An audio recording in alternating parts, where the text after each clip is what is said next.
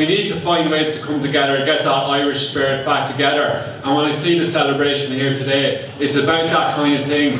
It's about coming together and putting pressure where the levers of power do exist in Parliament. The lack of government today, I think, is appropriate, because I don't think the leadership exists in this country at the moment that is befitting of the 1916 commemorations. How interesting.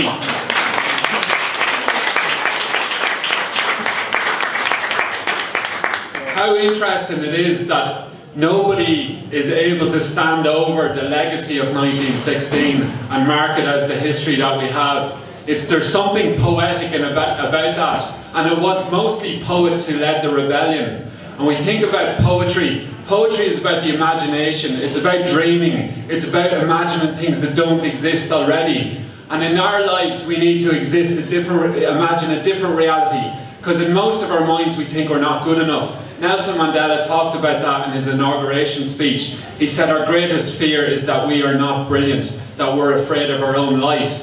And most of us, if we ask to put up our hands and say who here believes that they're great, who here believes that they're powerful, not many Irish people, apart from maybe Conor McGregor and this lady and that fella, can do that.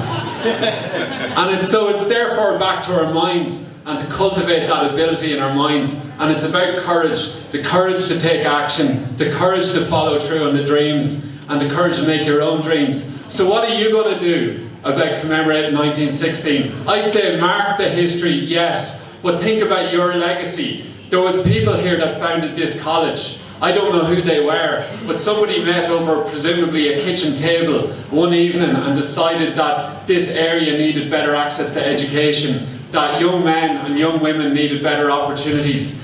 They presumably fought against a lot of powerful forces to get the funding and to get the opportunities. Allies came on board, and now, however number of years later, you stand here to benefit from their legacy.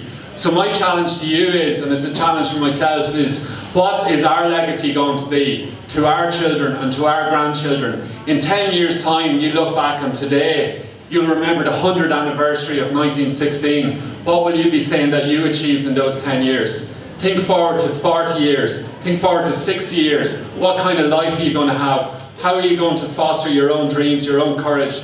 And what are you going to do for Ireland? No pressure, of course. But I would say that greatness is something that lies within all of us. And when James Larkin said that the great only appear great, that we were on our knees, he ended that by saying, let us rise. And I say to us all today, let us rise. Let us rise as an individual, as the college, as the community and the country, and let's take Irish power back and the confidence. And that's how we'll get better government and better leadership, is that when we become our own leaders. And I leave you with that.